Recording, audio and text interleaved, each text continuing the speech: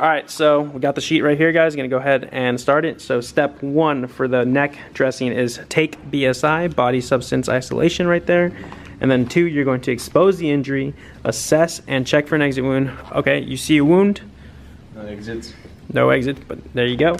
And then step 3 begins with pack neck wound with combat gauze and verbalize to direct the assistant to hold pressure for 3 minutes. So something to note is you want to try to make a little power ball, and this is pretty much trying to get this big wad of gauze straight into the artery, and it's pretty much going to it's going to close up that hole so that you can stop bleeding. So what you're going to do is you're going to grab your gauze and you're going to start to make it like knots, right? I get it, like, yeah, he's bleeding right now, but like this is gonna really help him out in the longer run. Yeah, and this is something you can choose to do, right? This isn't part of the actual skills validation. He's just throwing in a little extra tip for you. So you guys would, when y'all get to your units per se. All right, so see, he's done that. So now he's going to pack the neck wound with the combat gauze and direct the assistant to hold pressure for 3 minutes. If you were wondering why it's coming out of his shirt, guys, we've done it in previous videos, but it's just a good way in order to keep your hands free.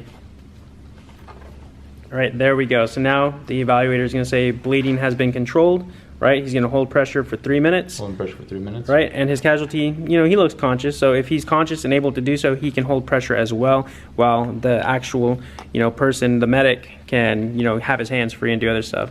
So there you go. So now he's going to ensure the gauze extends 1 to 2 inches above the skin, which it does. You can see that big clumpy ball of gauze right there. And now step 5 is place 6-inch elastic bandage over the dressing, leaving a tail. Wrap the elastic bandage, covering the packing material in the anterior direction under the opposite arm. I know that's a lot, guys, but you will understand that once he actually shows you.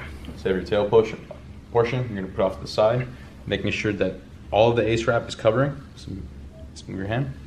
All right, it's going to cover. There is no white that's going to be exposed at any point in time. It's going to be all covered. You can apply pressure. There you go. There we go. Anterior portion going forward to the front. And you're coming around the back. You're using his armpit on the opposite side of the injured neck as the anchor point. Okay. So now he's doing that. He's going to continue to wrap around the neck and under the arm, pulling the elastic bandage tightly for pressure, covering the packing material. See how everything is covered, guys? There's no white showing, and you get that little ball. When done correctly, the casualty is going to look very, very uncomfortable. So he's going to continue to do that. He's going to go around until there's nothing left. Right, he's got the end. So this is where the tail comes into play, guys. He's going to secure dressing by tying a non-slip knot with the end of the elastic bandage tails. So there we go, he's doing that. For the sake of us untying it, he doesn't have to tie it that tight, but just so y'all know, y'all tighten it down really, really well, right? And so now the instructor or the evaluator is going to say, prepare the casualty for transport. At this point, you will secure the elastic bandage with 3-inch tape and wrapping a minimum of 1.5 times around the knot. So 1.5, secure it, and then bam. And now you're going to swath the arm to the torso. And pretty much this is just a way to secure that pressure, making sure it's intact, and, you know, the casualty's not gonna, like, the pressure dressing isn't gonna be, you know, moved around when the casualty's moved around, and like holding the arm, swathing it, just keeps that pressure applied. Now for your bigger patients, you might want to actually add like 2 cravats to it. He is a little bit more barrel chested, so it's a little more harder for me to tie these knots, right? But just keep that in mind. Yeah. All right, so I tie the knot.